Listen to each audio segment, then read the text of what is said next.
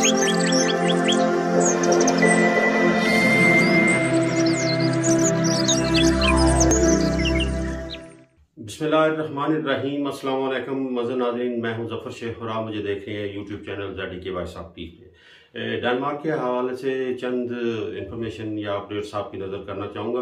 तो इस सिलसिले में डेनमार्क में तकरीबन 1982 के बाद कीमतों में बहुत ज़्यादा इजाफा हो चुका है और मैं समझता हूँ कि ये प्राइसेस में जो ऊंचाई है या बढ़ रही है ये पूरी दुनिया में, एक तो रशिया और यूक्रेन की वार की वजह से भी और कोरोना की वजह से भी, और इस तरह ये पूरी दुनिया इससे मुतासर तो हो रही है और पाकिस्तान भी इससे मुतासर काफ़ी हद तक हो रहा है। और लेकिन यहाँ डेनमार्क में हमारी ये खुशकिस्मती है कि हमें एक तो जॉब की सूरत में या छोटे मोटे बिजनेस की सूरत में हमें ये सहूलत मैसर होती है कि अगर कोई हम बहुत ज़्यादा डाउन चले जाते हैं इकनॉमिकली तो इससे स्टेट हमें इसकी मदद के लिए मदद भी करती है।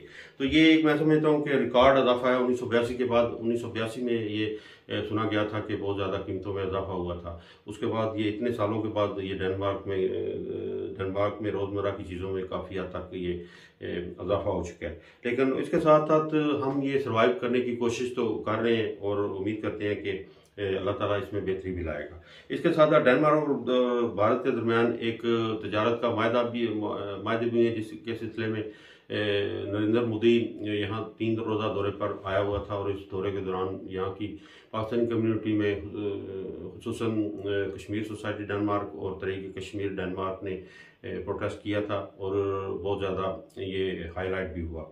इसके साथ साथ यूक्रेन और की जंग में अमेरिका जो अपने अहदाफ हैं या हदफ हैं या जो उसके पॉइंट्स हैं उनमें बहुत हद तक बढ़ा रहा है, इजाफा कर रहा है। माली तौर पर वो अपने हथियार और वेपन को भी वो सेल कर रहा है और बेच भी रहा है और इसके साथ साथ नेटो अलायंस को भी ये कन्विंस कर रहा है कि वो ज़्यादा से ज़्यादा यूक्रेन को अपने हथियार मुहैया करें ताकि वो ये जंग के अहदाफ मुकम्मल कर सके।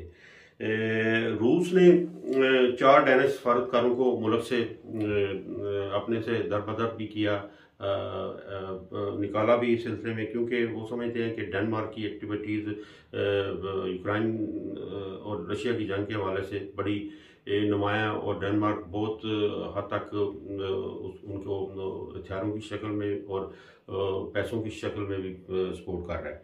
इसके साथ साथ डेनमार्क के वज़ीर इंसाफ ने अपना ओहदा भी छोड़ दिया। उनको मौजूदा हुकूमत की पॉलिसियों के हवाले से इख्तलाफात थे जिसकी वजह से उन्होंने ये ओहदा भी छोड़ दिया। इसके साथ साथ बहुत ज़्यादा डेनमार्क में फ्लूटिंग या जो यूक्रेन के खास तौर पे अफराद या लोग हैं अपनी फैमिली के साथ बच्चों के साथ आ चुके हैं और डेनमार्क की हुकूमत उनको बहुत अच्छे तरीके से मैनेज कर रही है, काम के हवाले से भी और रिहाइश के हवाले से भी। इसके साथ साथ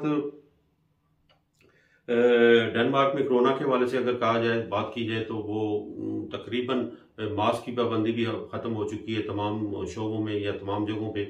लेकिन इसके साथ साथ ये भी कहा जा रहा है कि अभी कोरोना का एक नया वर्शन ओमिक्रॉन के साथ तब्दील होते हुए नया वायरस जो है वो भी इस वक्त नमूदार हो रहा है और उसके लिए मौजूदा हुकूमत ने SOPs के लिए लोगों को तंबीह की है कि वह SOPs का ख्याल रखें। और इसके साथ साथ डेनमार्क बांग्लादेश वलीअहद शहजादी मैरी है जो डेनमार्क की मलका है, जो मौजूदा आने वाले क्राउन प्रिंस की जो वाइफ है, ऑस्ट्रेलिया से उनका ताल्लुक़ है। उन्होंने पनाह दिनों के कैंप में बांग्लादेश में विज़िट किया है और वहाँ जाकर जो भी सूरत हाल है उसको उन्होंने बड़े अच्छे तरीके से देखा और मैनेज करने की कोशिश की है। और इस तरह से मैं समझता हूँ कि डेनमार्क में इस वक्त जो सियासी सरगर्मियाँ हो रही हैं वो उनका ज़्यादा फोकस जो है वो रशिया और यूक्रेन की जंग पे है, क्योंकि वो नेटो अलायंस की वजह से भी वो पाबंद है कि वो जो कुछ भी रशिया या यूक्रेन के लिए कर रहे हैं वो नेटो अलायंस या अमेरिका की तरफ से जो भी हिदायत हैं उन पर वो अमल करने की कोशिश कर रहे हैं।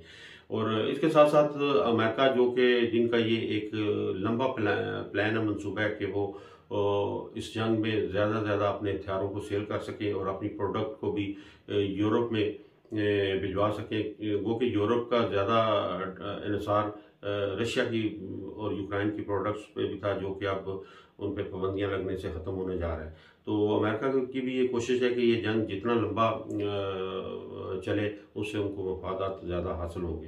तो हमारी ये दुआ और ख्वाहिश भी है कि आने वाला वक्त ये इस जंग को ख़त्म करे, ताकि पूरी दुनिया में इत्तेदाल आए और लोग अपने नॉर्मल तरीके से अपने सिलसिले रोज़गार और ज़िंदगी के सिलसिले को चला सके। और डेनमार्क को भी ये ख्याल रखना चाहिए कि वो दुनिया की बरादरी में ऐसे इक़दाम करें जिससे इंसानियत या दूसरे ममालिक मुतासर ना हो, और वो अपनी पॉलिसियों को इंसानियत के नाते से चलाने की कोशिश करें।